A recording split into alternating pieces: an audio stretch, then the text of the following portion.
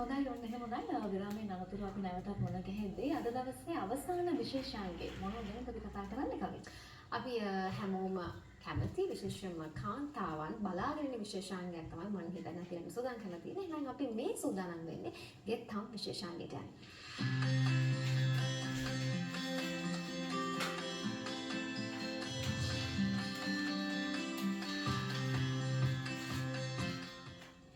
දැන් නන්තලට සුබ පැතුම්පත් එහෙම හම්බුණාද?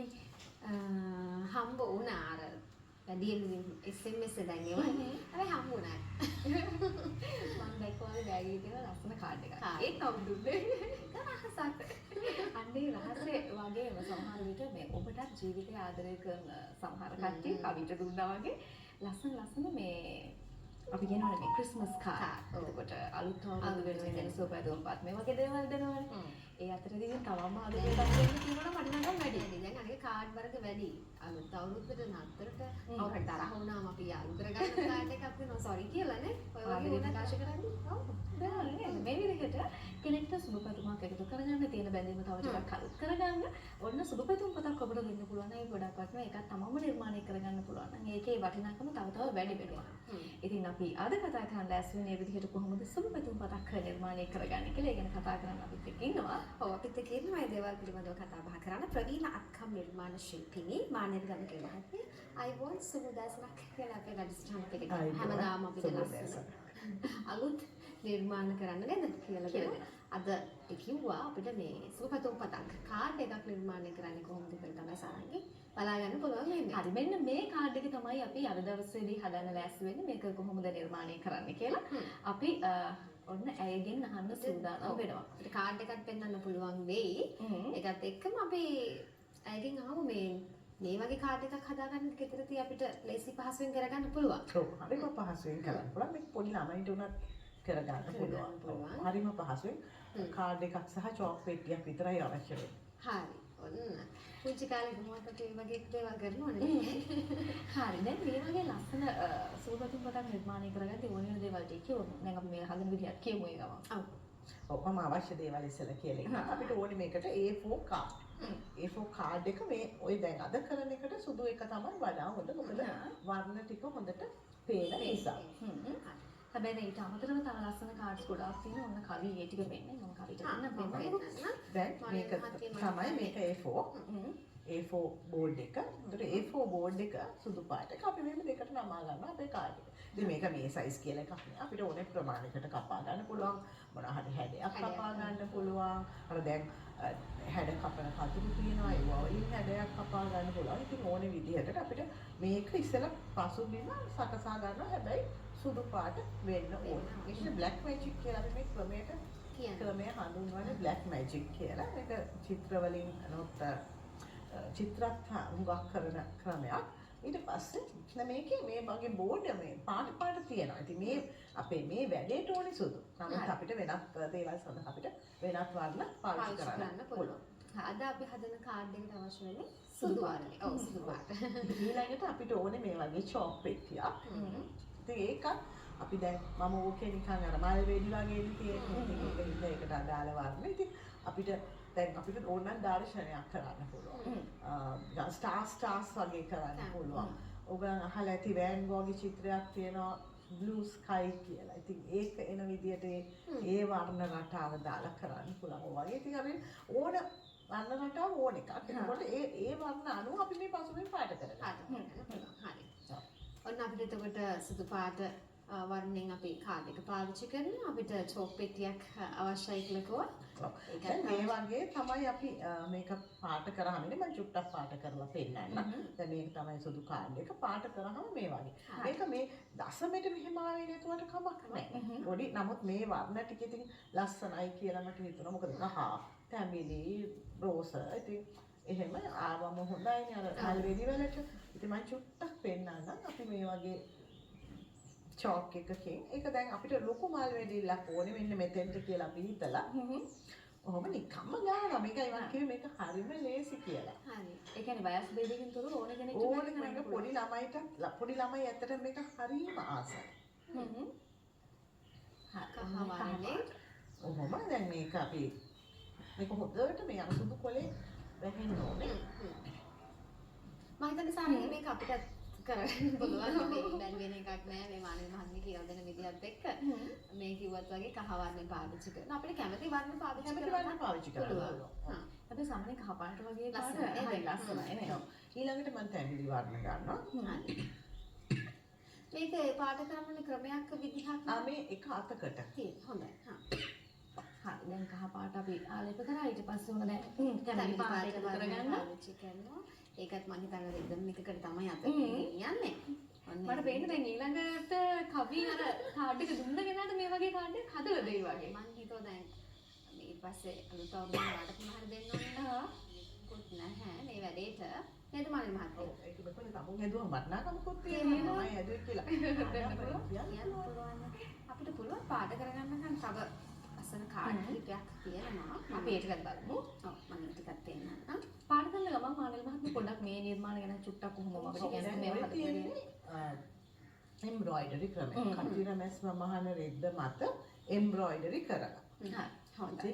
ඒක ඒ කාඩ් එක ඒ විදිහට තව කරලා. ලස්සන කාඩ් එකක් තියෙනවා. මේ දැන් පුංචි කාඩ් ඕක එකක්. ඉතුරු වෙච්ච රෙක්සින් කෑලි. ඒක ඇත්තටම ඒ අර මේවා හදන තැනකින් ඉතුරු වෙච්ච රෙක්සින් කෑලි ඉල්ලගෙන ඇවිල්ලා තමයි කරේ. ඒක හරිම හුරු බුහු. ඔව් ඒකයි මම කිය පුංචි උනාට ඒක හරිම ලස්සනයි.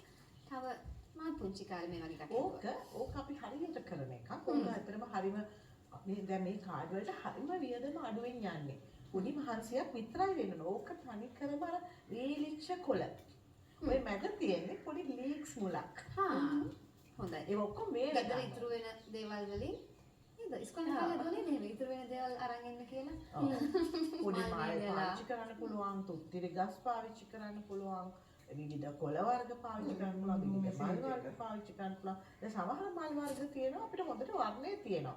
අටපෙතියා ඒ වගේ හොඳට වර්ණය තියෙනවා. සමහර දම් පාට මල් වර්ගත් මේ පාවිච්චි කරන්න පුළුවන්. හොඳයි. හරි. දැන් අපි අද දවසේ හදන කාඩ් එක අතට පස්සේ ඔන්න අපිට පාට කරගන්න ඕනේ විදිහ තමයි මේ විදිහට පෙන්වන්නේ. ඒ අතර තව ලස්සන කාඩ් එකක් තියෙනවා. මේකත් හරිම ලස්සනයි. ඔව්. ඔන්න අපි බලමු. මේක ඕක අපි handmade paper වලින් කරලා තියෙන මැදට බොත්තමක් දාලා sunflowers තියෙනවා, වැටක් තියෙනවා. ඒ ඔක්කොම අර handmade paper. ගෙදරදී අපිට ගෙදර තියෙන දේවල්ම පාවිච්චි දැන් ඕවට ඇත්තටම වියදම හරිම අඩුයි. අර පොඩි අපි හිතලා කරන්න පුළුවන්. පොඩ්ඩක් අර හිතලා මොකද්ද මම කරන්නේ කියලා මේ පොඩි ගම් ටිකක් සහ ඔය ගෙදර තියෙන දේවල් වලින් පුළුවන් අර වේලන එක නම් පොඩ්ඩක් අර අවුව තියෙන වෙලාවක කඩාගෙන පොඩ්ඩක් මහත පොතක් මත තියලා සුමාන දෙකක් වේල ගන්නවා. අර මම වේලිච් එකක් පෙන්නුවේ ඒකට. සාමාන්‍යයෙන් වෙළඳ පොලකට ගියාට පස්සේ ටිකක් මිල අධිකයි. අද වෙනකොට කාඩ් එකක් දෙන්න අපිට මේ නේද? වගේ කාඩ් එකක් හරිම handmade කාඩ් එකක් ලොකු ගාණක් වෙනවා, ලොකු මුදලක් වෙනවා. හරි. අනිත් වෙළඳපළක් තියෙනවා මගේ ඉන්නවා. මගේ ශිෂ්‍යයෝ කීප දෙනෙක් ඉන්නවා එහෙම මේ කාඩ් හදලා දාන අය.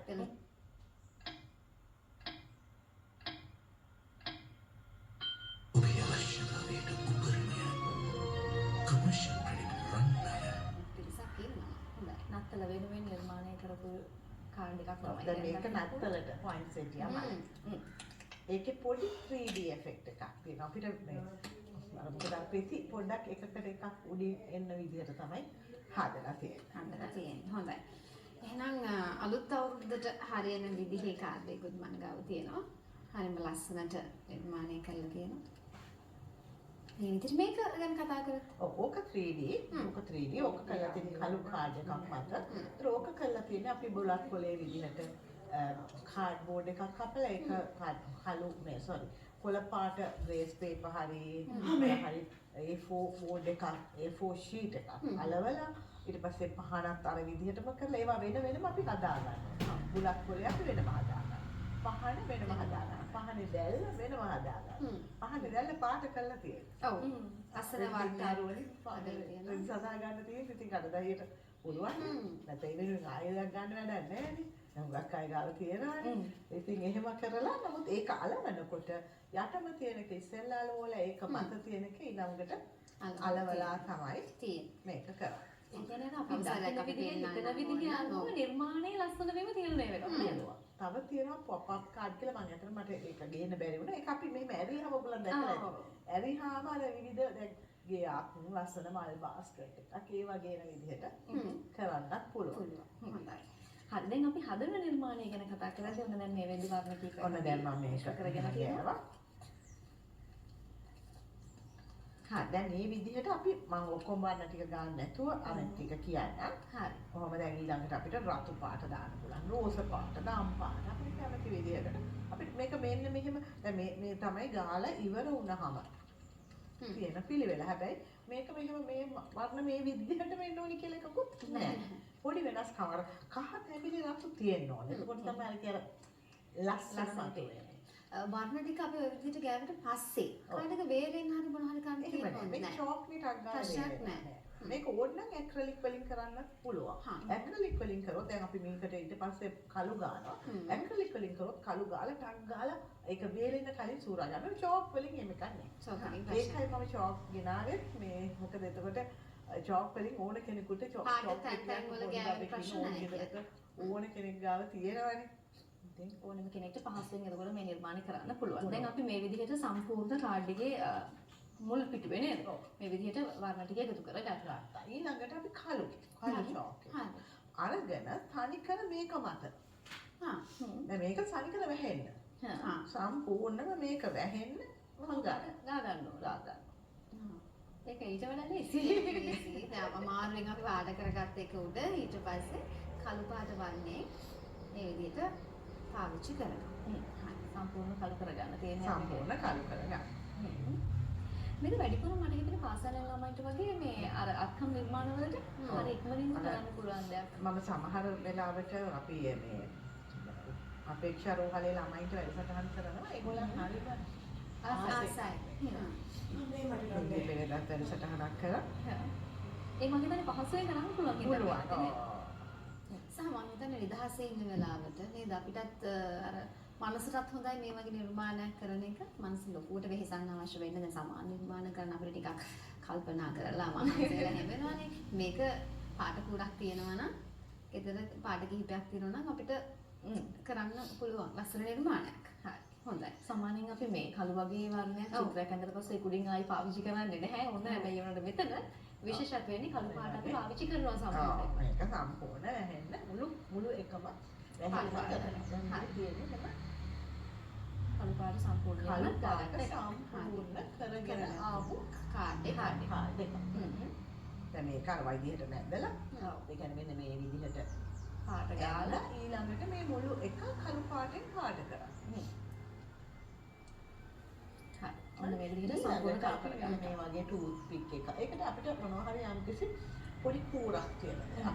ඒක ටූත් පික් එකක්, චූටි ඇණයක් පාවිච්චි කරනවා නම් පොඩ්ඩක් පරිස්සම් වෙන්න ඕනේ. හිරෙන්න පුළුවන් මේ. පුළුවන්. ඒ වගේ යම්කිසි දෙයක් අරගෙන අපි මේක මෙහෙම අර අපිට අවශ්‍ය දැන් මේක මල් වෙඩියනේ. නමුත් අපිට දර්ශනයක් කරන්න පුළුවන්. ඒක දර්ශනයක් කරනවා නම් අපි මෙතන අහස, අතන තනකොළ මේ හරිය මොනවද එන්නේ ඒවා බලලා පොඩ්ඩක් අර කලින් දාලා පාවිච්චි අපි කලින් චිත්‍ර නිර්මාණය කරගන්න හිතින් පොඩක් හිතා ගන්න නා මෙතන අහසනේ එහෙනම් අපි මෙතන නිල් ගාමු කියලා. හැබැයි ඒක තනි නිලකුත් නෙමෙයි. නිල් ධම්ම ඒ වගේ. දැන් ඊට පස්සේ මෙන්න මෙහෙම ඕක අපිට කැමති විදිහට පුංචි සූරා ගැනීමක් වගේ එකක් වෙන්න මෙතන. ඔව් මෙතන අර කළු අපිට මෝස්තරය අවශ්‍ය තැන එහෙම කළු පාටෙන් හොරා ගන්නවා. හොඳයි. කළු පාට කොටසෙන් තමයි මේ විදිහට සූරා ගැනීම කරනවා. දැන් මේක මල් වෙඩි නිසා තමයි මෙන්න මේ විදිහට කරන්නේ. අපි බලන් ඉන්න අයට එක එක අදහස් ඇති නේද? තමන්ට යට විවිධ වර්ණ එකතු කරපු එකේ ලස්සන පේන්නේ දැන් තමයි. හරිම මේ පරිස්සමෙන් ඊට පස්සේ නිර්මාණය කරගන්න අවශ්‍යයි. දැන් මේ වගේ මේ නිර්මාණ කවි අපි පාසල් යන කාලේදී එහෙම කරලා තියෙනවා නේද? හැබැයි ඊට පස්සේ අපි ඔය දේවල් රසාවල් කරනවා. අපි කාර්ය බහුලින් අපිට වෙලාවල් නැති හින්දා මේ වගේ දේවල් කරන්න අවස්ථාවක් හම්බෙන්නේ නැහැ. හැබැයි මෙහෙම සරල නිර්මාණයක් නම් ඕනම කෙනෙකුට මොනතරම් කාලබහුල වුණත් කරගන්න පුළුවන්. මේකේ මට කියන්න ඕනේ දැන් අපි ෆැබ්‍රික් පේන්ටින් කරනවානේ සමහර අය හිතන හරි අමාරුයි. ඒ ෆැබ්‍රික් පේන්ටින් ටෙක්නික්ස් තමයි. දැන් මේක මේ වගේ සරල ටෙක්නික්ස් තමයි තියෙන්නේ. ඉගෙන ගත්තම ඕනේ. දැන් මේක දන්නේ නැත්නම් අරක බැලුවම මොකද්ද මේ කරලා තියෙන්නේ කියලා හිතන්නේ. ඉගෙන ගත්තොත් මේක හරි ලේසි කියලා දන්නේ. ඒ වගේ තමයි.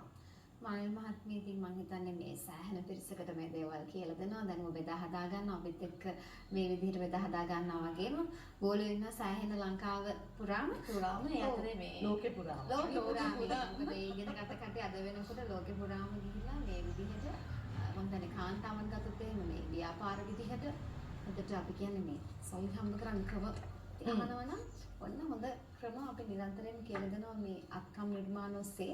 ඉතින් මේ දේවල් මේ හරි වටිනවා අර ව්‍යාපාරයක් විදිහට වගේම මම කලින් ගණනාවක් ඇය ඉදිරිපත් කරලා තියෙනවා මේ හරහා දැනුම බෙදා දෙනවා. ඉතින් ඇගේ මේ පොත් පරිශීලනය කරන්න පුළුවන් නම් ඔන්න ඔබට අවශ්‍ය කරන දැනුම ලබා ගන්නට තවදුරටත් මේ අපහසු වෙන්නේ නැහැ. හරි සරලව මේ දේවල් ඇය කියා දීලා තියෙනවා.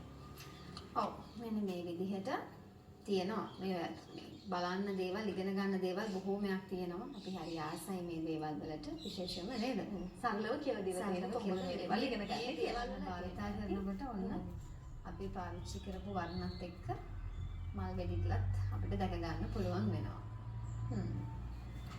හරි. දැන් මේ විදිහට ඔන්න හදාගෙන යන්නේ මේට අමතරව තව මොන වගේ ක්‍රමද අපිට දැන් මේ වගේ සූපදුම්පත් නිර්මාණය කරද්දී පාවිච්චි කරන්න පුළුවන්? මම හිතන්නේ මම ගෙනල්ලා තියෙනවා අපිට හරියම ඉක්මනින් කරගන්න පුළුවන් දේවල් තියෙනවා. අපිට ලස්සන රේන්දයක් හම්බ වෙනවා. අපිට හරිය තියෙන ලස්සන රේන්දයක්.